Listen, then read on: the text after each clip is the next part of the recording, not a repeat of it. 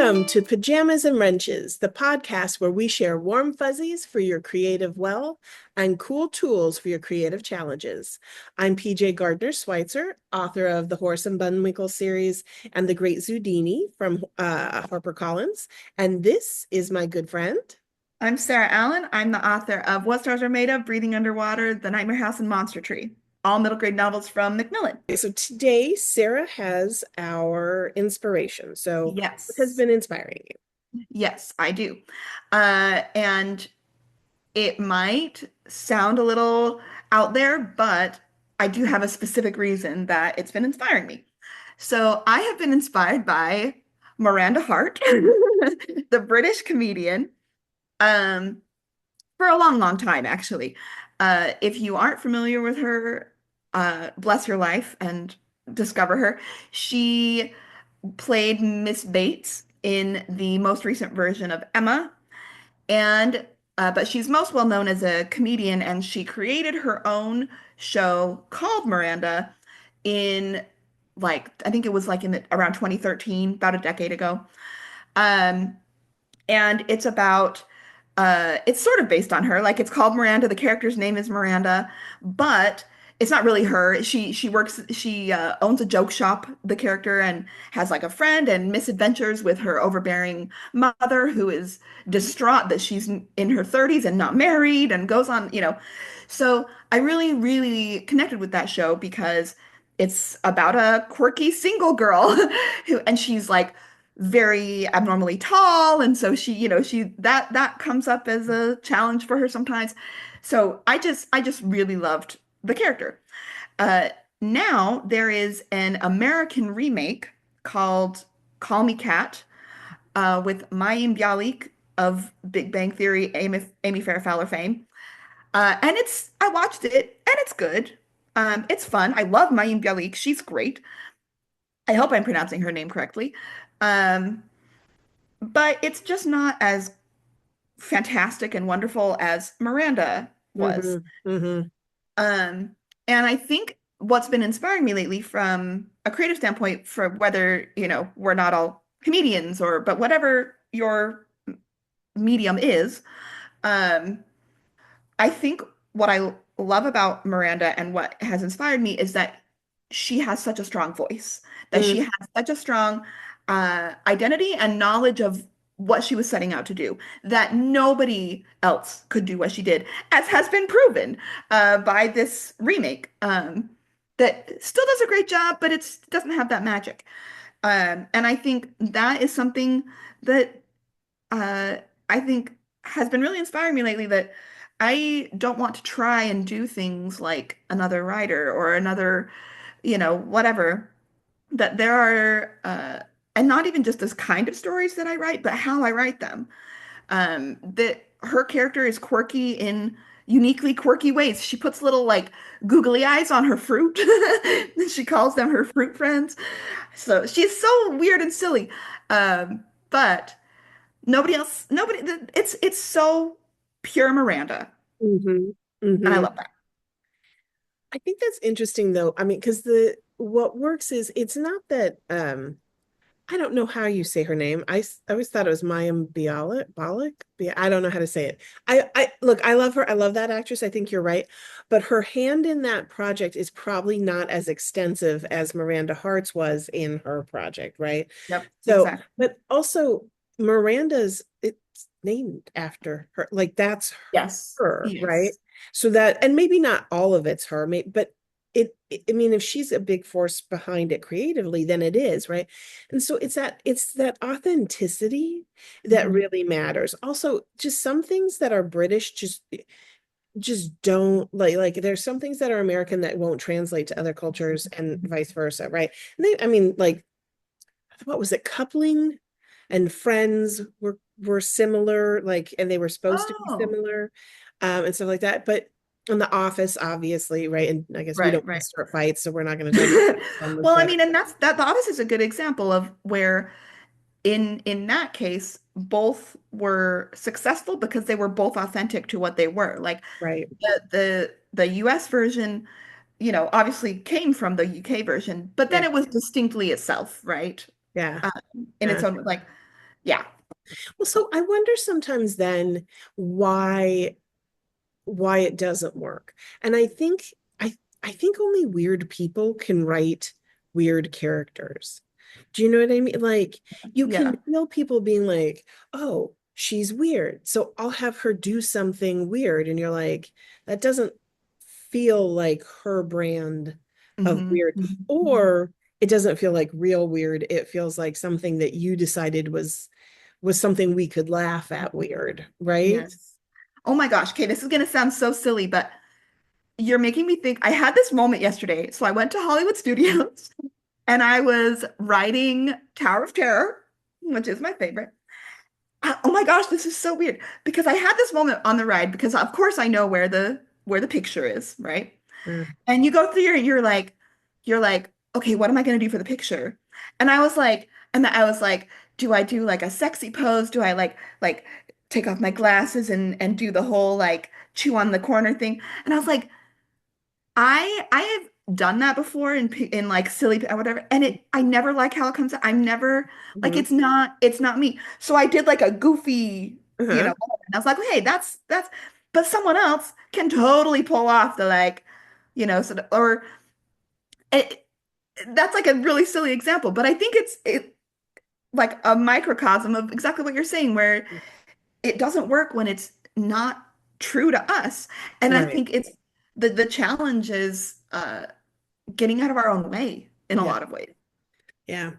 Well, and I think that to a certain extent, there has to be a belief that in what you bring to the table, your special sauce, right?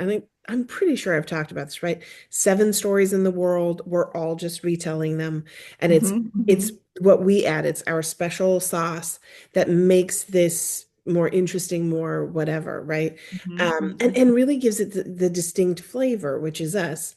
And it actually makes me think of this other show I've been watching, and also conversations I was just having with my friend who's an actress. But we have both been struggling with the same thing because when you're an actor, you go into auditions, and it's kind of the exact opposite of this, where you have to fit what their vision is. Hmm. Hmm. Um, and so it's not just you bringing your own authenticity. It's the stars have to align where what you have matches what they're looking for. So Hmm. you can be fantastic and it's still not going to go well if it's not a match. And that can be so frustrating, but I've been thinking from the other side of it, like as a writer, if I was to cast my own movies, how true that would be, right? Like Hmm. I have a vision of what this is, and the act, a brilliant actor might still not match the vision. But I've Yeah. been watching Hogan's Heroes Oh my from gosh. the Okay. 60s. Yeah. Yeah. And I think of like characters like Schultz and Klink, Yeah. where like they're probably not the greatest actors, but I think they are fantastic because they are so like purely themselves, like or at least the character. You watch the characters, you watch Sergeant Schultz, and nobody else could be Sergeant Schultz like John Banner. Like he Right. just is. I see nothing. Like and Clink the same. Yeah. So they probably wouldn't fit like going to auditions, doing I don't know that they had big careers out of that, Yeah. outside of that, but they do so well because the character's built on what they're authentically bringing. Right. And I think that that's true. And I think you see it i- like certain people, like not everybody could have been Napoleon Dynamite, right? Yes. But and yeah, you as the creator might have a vision, but and you're right, it's very different from writing, just like writing books, Mhm. because you create the character and yet it is when you think about it then because when the audience the your readership takes what you've created and that character looks like however they look like in their head, right? Mhm. And that's not necessarily what you intended, but it's okay, right? And that's kind of the point of the medium is you the reader are so much a part of it. I just think it's the authenticity is it's just got to be what you like, what you find funny, what moves you, right? And and that's the great thing, right? We could give anybody the same writing prompt. You can give a huge room full of people the same writing prompt, and you might get some similar stories. And let's say a room of 100, you'd probably get 50 similar stories, right? But then you'd Mhm. start to see like some real difference, and then you'd get the really weird ones that you go, I would never have gone that Yes. Yep. direction. Yep. Like someone, I remember one time the prompt was somebody's throwing a coin in the fountain, right? That's the whole Okay. prompt, right? And I think my mind went to, okay, there are creatures that live in the fountain, and now they fight over the coins or something, right? I can't remember exactly, And but I can see like from the kind of stories you write and yeah, the that we brainstorm together, yeah. that is so you. Like I can see it, but my mind would never have. My mind went like, oh, what if my mind went to a picture book of the coin. That's like, crap, what do I do now? I have to grant this wish or something like that. Like Oh no, the coin it's very feels the different. pressure of granting the wish. That's perfect. And then the coin's like on the move trying to. Yeah. What do I do now? Yeah. But Oh, I think readers, it's just as much as when you watch a show where I think where the casting is mismatched or it's just bland. I think the yeah, same thing with readers and a book. Like you yeah. can tell when I'm reading a book right now, a middle grade book that just won a big award, honestly. And I really like it and it's good writing and it's good storytelling. But especially in the dialogue, I feel like it suffers from this where I'm like, oh, they're trying the the dialogue feels overly formal and it feels Mhm. like curated. And I want to tell this writer, who's obviously a talented writer, Mm, to get out of their own way and let the characters be weird or like, and sometimes even formality can be yeah, yeah, personality. Like, yeah, you think of like classic English butler characters, and right. where formality is, but it's so delightful and so authentic to them. But Well, going back to using an example, one of your favorite examples, Niles and yes, Frasier, right? And yep, um, compared to Dad, right? They both oh have these yes, sort of posh or very formal ways of speaking, and not just the language itself, but the accent, really, almost, and with which they hmm speak. And Dad's just this very regular, normal sounding guy. yeah, yeah. This is random, but one of my favorite scenes, there was this like, I can't even remember what episode this was. I remember where it was in the series, but Frasier challenges his dad, Martin. It's Martin, right? Is Yes, that right? yeah. In chess, and he loses to his dad. And it drives him crazy. So it's like early in the episode. And then they play several times and he keeps losing. Finally, and this is like the B plot. This isn't the A plot, I don't think. Right, right. Right. So the A plot continues, right? And towards the end, Frasier finally beats his dad, and he's so triumphant. Right? And Martin's like, "Fine, are you happy? You won." And he goes to bed, and you see it's just a little while later, and Martin's in bed, and there's a knock on the door, and Frasier opens it and goes, I'm sorry I beat you, Dad. And then Oh. and it's the tenderest, just like how important it was because it's like this driving force through the episode. Yeah, yeah. And then he finally achieves it. And then it was like the sweetest way and like an indirect hmm way of being I love you, hmm right? hmm To understand why Martin is in Frasier's home. And Right, right, it's this, right? right. Anyway, such an odd thing to remember, but But like, that's a perfect example. Like those characters are perfect examples because it's one of those moments of stars aligning where what the character Frasier needed was what Kelsey Grammer could do. And I yeah, think even more Niles and David Hyde Pierce, right? yes. Like I think they I think I heard somewhere that they weren't even really going to bring in a brother, and then they saw David Hyde Pierce, and they were like, "Oh, you look like Oh, Kelsey Grammer, and yeah. you're brilliant. So we're gonna create this character because of this like pure authenticity that you bring to what we can use." And I've heard that with characters like Benjamin Linus in Lost, right? Hmm. He was just supposed to be a guest for like 3 episodes, but he Hmm. was so brilliant and so like that like id, or I don't know even know what the word is, but just like that aura that Michael Emerson has as a Yeah. person, as an Yeah. actor. Yeah. just worked so well for that character that it just they kept him. They were like, okay, you're staying. You're it. Yeah. Well, Yeah. so okay, so I think this is so the thing is then the inspiration is authenticity. And the truth is, it's like one of those things where you're like define it. And you're like, it's like irony, right? And you're like, it's a little hard to define, but I know it when I see it, right? Yes. And so, but and I think I've said this before. I'm very confused about what I've said apparently, but the stuff that goes viral usually, like I think on TikTok, is stuff where someone is just doing their thing, right? Like years ago, the guy who was skateboarding behind the truck, drinking Oh, cranberry juice and yeah. listening to Fleetwood Mac's. I can't remember which song it was, right? But like, and then Yeah. like he's got his video of it, and I'm like, there's no part of that I mean, like, yeah, it's cultivated because he shared it with us, right?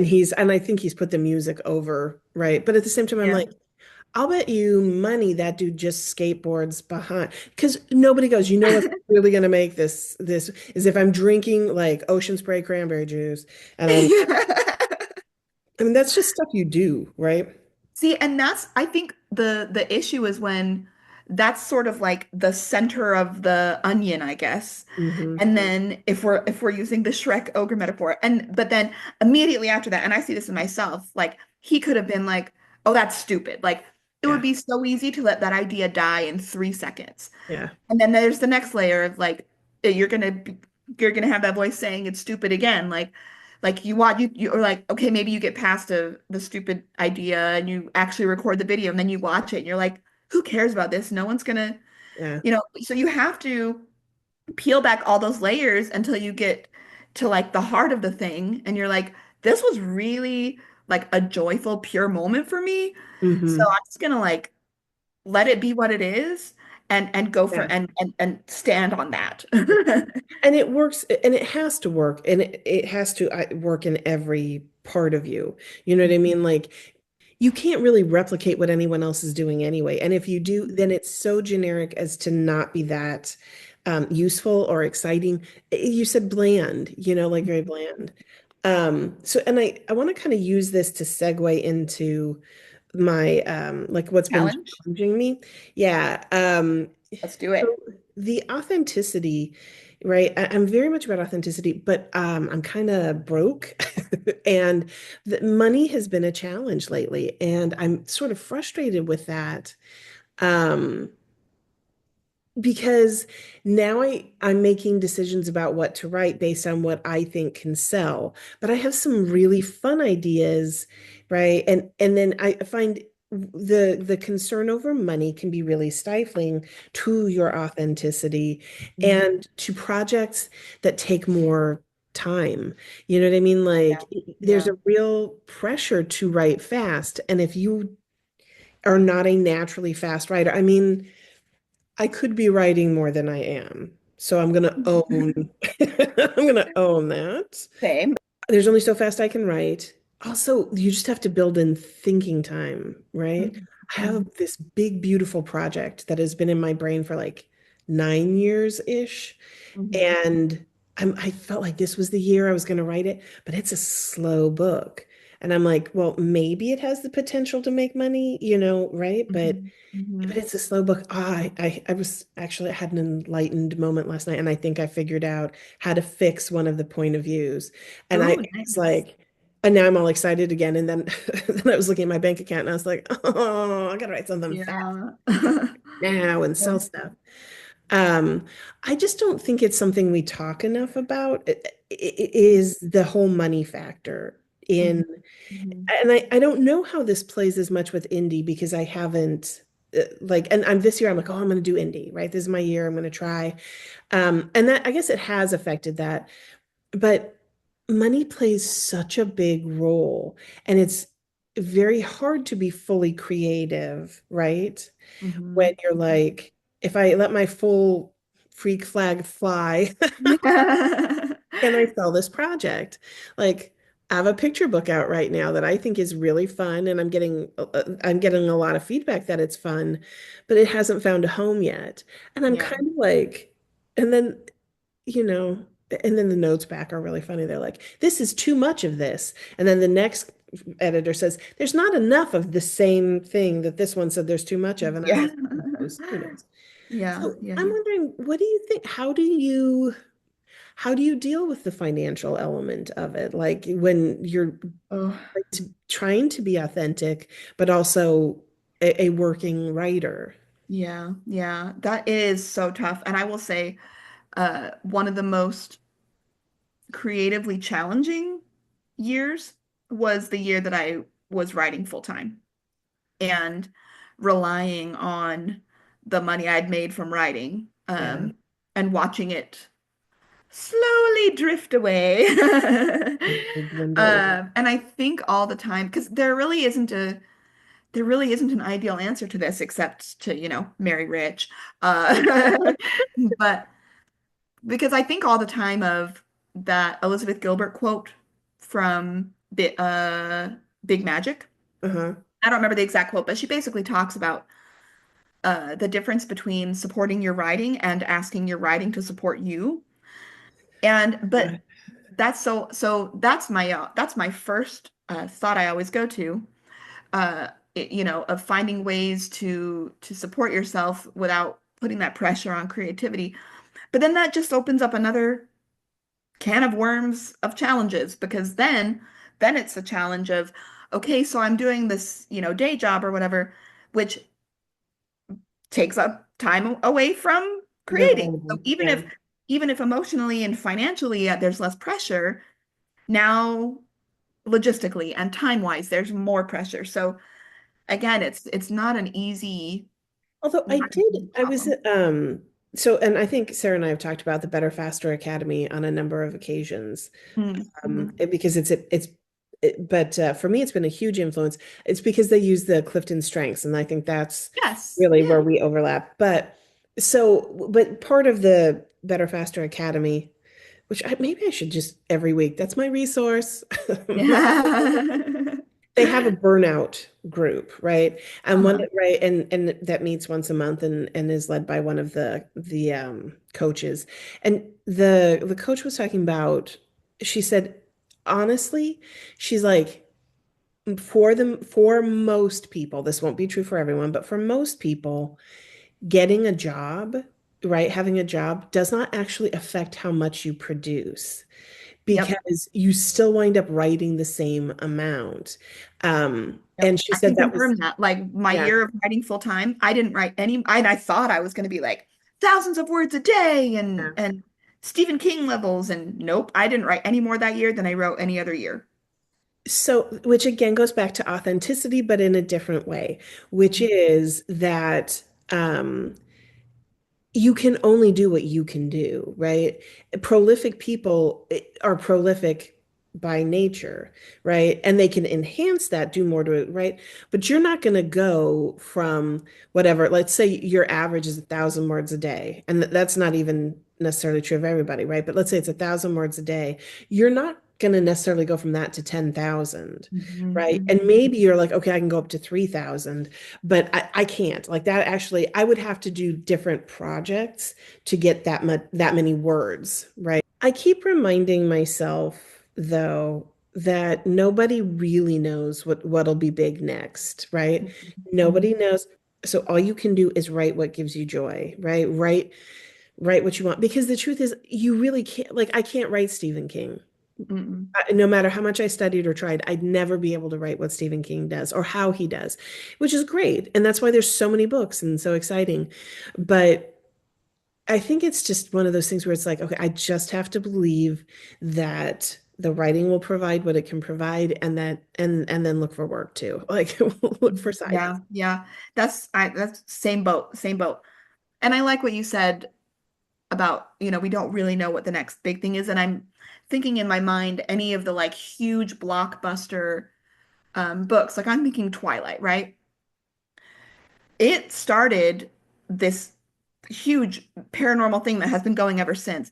But if you look at the Twilight story, Mhm. it is very authentically Stephanie Meyer. Like you can feel an authentic like you read that book and you're like, okay, this author was probably a little awkward and a little bit, but it just feels so true to her. Yeah, Um, and the idea of it being uh like their relationship being pure before they get married, that kind of thing.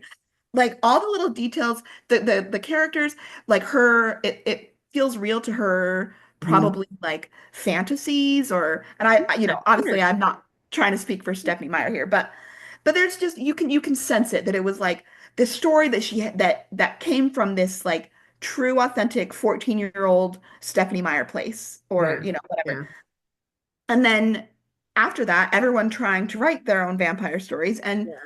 and it's just not going to be the same. It's not, it's it there's ways to, make a vampire story authentic to you, but trying to chase that trend is not going to lead to where you want it to lead. Oh, I think personally, I think that way lies madness. But again, I'm Yes. not built for it.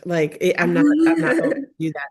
I I look think at these self-pub writers who do like a book a month and yeah. whatever the trends are, and I'm like, man, I could never do that. That's impressive. So I'm gonna make a confession, and you can cut this out if you want. But I tried to write smut. I thought, I'm gonna write smut, and I spent a week, and I was like, this is really hard. This is, I mean, like, pardon the pun, but I'm like, I can't. I was like, I worked so hard at it, and it was still so bad, and I was like, I don't think you're built for this. Now, I do think I could get better, but I mean, I'd have to write a lot of it, and then you sit there and you're like, I think I really want to spend the rest of my life writing this. So I was like, okay, it's probably, I don't want to put the energy in to get better at it. But I had a moment where I was like there is money in like the boudoir. I'm gonna capitalize on this. And I'm trying and I'm trying and I'm like, why is this so bad? This is so bad. It was like, Okay, and this idea of trying to get better at it, sure, but to go back to strengths terms, it's like using what you already have. They did studies when my mom strengths coaches people, or my dad talks about it. They talk about this story of they did this reading levels study in a grade school, and they tested average readers and accelerated readers, and then they put them through this speed reading program. And they assumed that the already really good readers would improve a little bit, and the average readers would kind of catch up. And the opposite happened, mhm, where the naturally really ahead readers just shot through the stratosphere because they already had that in them. They already yeah. like had that built in. And then the average readers improved a little bit. And I think, and I think, reading is the example in that, but I think that applies to literally anything where like I'm gonna be I don't have a really good sci-fi uh in me. Yeah. If I was gonna write sci-fi, it would be something like E.T., where it's like it would be like or an android coming like or Mork and Mindy, like that sort of like, but like going full Star Trek. Like I could try. I don't think it's in me. And I don't think, you know, busting my head against a brick wall trying to be the next Isaac Asimov or whatever, like Mhm. that's not gonna bode well. That's not using what I've got. And to an extent, it's like, well, there's like that sort of Everest kind of mentality, which is it exists and it's difficult, so I'm going to do it, which I think is a very specific type of personality, which Mhm, if you mhm. talk about Clifton Strengths, it is very much connected And to. and that's being them. Like to Yeah. to to confront the Everest. Like, sure, go for it. There's very little in my life, and almost probably nothing that's like, oh, I'm going to do that because it's difficult. I'm like, my personal opinion is life is difficult. It finds plenty of opportunities to give you hard stuff you don't choose. I'm not going to choose hard stuff on my own, like independently. I'm like, no, no, life will give me. So, I'll just keep moving. Well, we're Yeah. actually kind of getting towards the end of our time, so we should probably Okay. move on. I'm like, my challenge is money, and we're like, there's no solution, and I'm like, I know. No, I think the two things you said though are exactly right. Like finding what resources you can to help with that problem and then just trusting in your own authentic projects. Yeah. You have a resource for us Oh, today. I have the resources. Yes. Okay. So for author business stuff, because you have your writing business or your writing. process. But then you have an author business. And once you publish, there's just that's sort of a machine. Mhm. And so I just wanted to give a couple of resources. Canva, it's a website for where you can design social media. I recently used Canva to put together like a mood board slash pitch for my Mhm. agent for a new project. And it was really super helpful in the process to try and figure out plot and characters better. It was really helpful that way. But also it looked nice and I could send it to her and now it's potential has potential use in pitching to editors. But also you can use it for social media, all of that. And there's a free and then there's a pro level. And I paid for the pro level because I thought it was worth it, but you can use that one. Canva's totally free. Um, and you can still make really great graphics. So Canva is for graphics. Yes, and I'll link it. And I've used Canva before, but I had never even thought of doing it the way that you did, putting together a whole like pitch deck of your Yeah. novel, like the way that screenwriters do with their scripts. And it was beautiful, and I think I can see how it would be very, very helpful. It was, and like I said, I had a lot of fun doing it, and it really actually helped me in my writing process because it was thinking time. Although I will tell you, as I was using it, there was a part of me going, "Are you just procrastinating and calling it like productive or thinking time?" But in the end, it actually did turn out to be very useful. So Yeah, very I good. highly recommend it. And then also, really quick, another one is Vistaprint, and you can print. This is you can do business cards. You can do big canvas, and I don't have them behind me, but I have big canvas um, covers of my image or canvas of my covers of my cover images. All right, that's it. Vistaprint. It's fantastic. Yes, Also, you can get little yes. things to pull up on your table and stuff. It's very cool. And it's very useful if you're going to be doing any in-person events and you want some larger items to draw attention to you. All right, Sarah, what do you got for words of wisdom? Yeah, so it's very much works for today and our discussion of authenticity. So it's I'm gonna read like a short little paragraph from this book, How to Kill in Comedy by Steve North. And I found this at like a gift shop at a comedy museum somewhere in the Midwest. I don't even remember. But it was super fun. And it's obviously specifically about comedy and writing stand-up, but I think it applies to any kind of writing. So the whole first chapter is about the difference between a comic and a comedian. And he differentiates them basically by saying a comic, they write funny observational jokes, but you could give the jokes to the next person up at the Mhm. mic and it would pretty much be the same. Whereas a comedian is uh, a whole personality unto themselves. Like you think of like Jim Gaffigan and you know that he's going to talk about being a lazy slob. Right, And you right, think of Jerry Seinfeld and you know he's going to talk about being neurotic and annoyed, right? right. So, so that's kind of the distinction. And he says, so the real question is, how do you put yourself in your own act?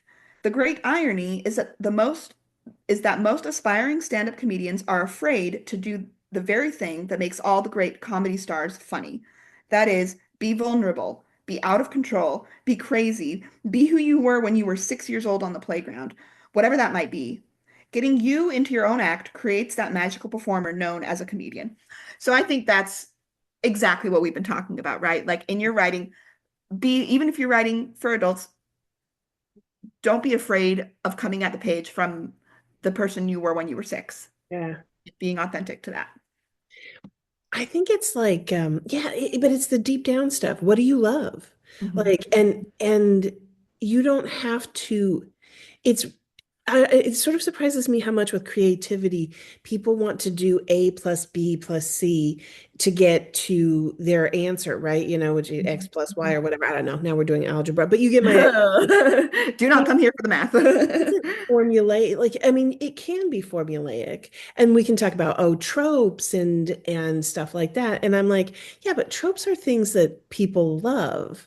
Tropes are right, as opposed to, and yeah, I mean, you can say, yeah, all romance novels are formulaic. So are cozy mysteries, right? We're going to have this and this and this in it. So there's a If certain you're gonna be a formula. great writer, you do the trope in a different. You can still use the tropes. Tropes are great, but you put yourself into them in a way that Yeah. nobody else does. Thank you everyone for listening along today and don't be afraid to be your weird, quirky self as you continue to write.